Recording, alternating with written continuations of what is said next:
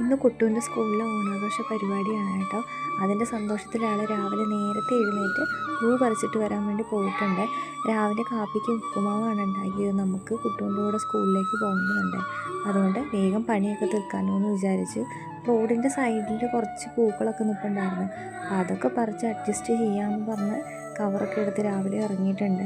പൂക്കളൊക്കെ പറിച്ചുകൊണ്ട് നിന്ന് കഴിഞ്ഞ് ഒരുപാട് സമയം വൈകിട്ട് ഓരോ പൂവിൻ്റെ ഭംഗി നോക്കിയാണ് പറിച്ചെടുക്കുന്നത്.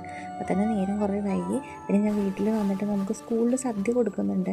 അപ്പോൾ അതിലേക്ക് പഴങ്ങൾ കൊടുക്കേണ്ടതുണ്ട്. അപ്പോൾ അതൊരു പേപ്പറിലൊക്കെ പൊതിഞ്ഞ് കവറിലിട്ട് കൊണ്ടുപോകാൻ വേണ്ടിയിട്ട് സെറ്റാക്കി വെക്കുകയാണ് കേട്ടോ.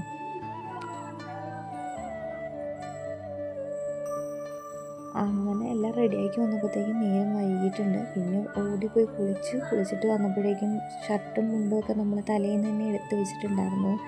അപ്പോൾ സ്കൂളിലേക്ക് പോകാൻ വേണ്ടിയിട്ട് ഇറങ്ങിയിട്ടുണ്ട്. അന്നേരമാണ് പൂ പറിച്ച കാര്യം മറന്നു.